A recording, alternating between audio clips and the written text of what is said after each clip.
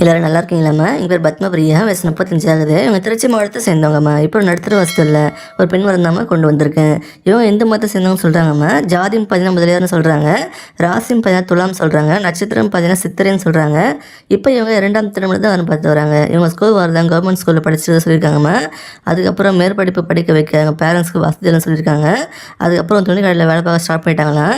கடையில் சம்பளம் ரொம்ப கம்மி இருக்குது அப்படின்றதுனால ரொம்ப நேரம் ஒன்றும் வேலை செய்ய முடியலையா. அதனால் இப்போ வேறு ஒர்க்கு பார்க்குறாங்களாம்மா. அதாவது பிறந்த குழந்தைங்களுக்கு தலை குத்த கவனிச்சிக்க ஆல் டிமாண்டுன்னு புரிஞ்சுக்கிட்டு அதில் பணமும் அதிகமாக கிடைச்சதால அதை கற்றுக்கிட்டு இப்போ வீட்டு வேலையை பார்த்துட்டு குழந்தைகள் தலை குத்துற வேலையை பார்த்துட்டு இருக்காங்களேன். இப்போ நல்ல இன்கம் வந்துருன்னு சொல்லியிருக்காங்க. இவங்க ஒரு நார்மல் மிடில் கிளாஸ் ஃபேமிலி தாம்மா. இவங்க அப்பா பார்த்தீங்கன்னா டாடா ஏஸில் காய்கறி வியாபாரம் பண்ணிட்டு இருக்காங்களாம்மா. இப்போ உடம்பு ரொம்ப வீக் ஆனதால் வீட்டில் தான் இருக்காங்க சொல்லியிருக்காங்க. எங்கள் அம்மா பார்த்தீங்கன்னா வீட்டு வேலை பார்க்க சொல்லியிருக்காங்கம்மா. இவங்க கூட பிறந்தவங்க யாருமே இல்லைன்னு சொல்கிறாங்க. இவங்க வீட்டுக்கு ஒரே பொண்ணு தானே, இவங்களுக்கு ஒரு பையன் இருக்குது தான் சொல்லியிருக்காங்க. இவங்க முதல் திருமணம் ஒருத்தர் லவ் பண்ணி தான் மேரேஜ் பண்ணிக்கிட்டாங்கன்னா இவங்க வீட்லேயும் அக்செப்ட் பண்ணிட்டாங்கன்னு சொல்லியிருக்காங்க. கல்யாணம் ஆன சில வருஷத்துலேயே அவருக்கு உடம்பு முடியாமல் தவறிட்டாங்களாமா.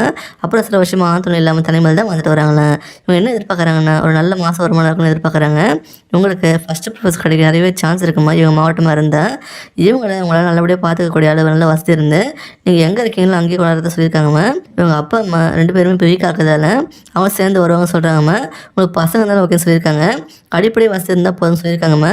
பண விஷயத்தில் ரொம்ப நச்சரிக்க மாட்டேன்னு சொல்கிறாங்க. இவங்க பையனுக்கு சப்போர்ட் பண்ண எதிர்பார்க்குறாங்க. கெட்ட பழக்கம் எதுவும் இல்லாமல் இருந்தால் நல்லதுன்னு சொல்கிறாங்கம்மா.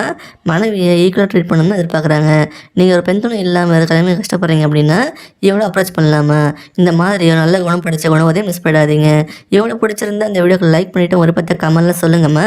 அடுத்த வரன்னு பார்க்க இப்போ ஸ்க்ரீனில் வர இந்த லிங்கை கிளிக் பண்ணி பாருங்கள். வாழ்க வளமுடன்.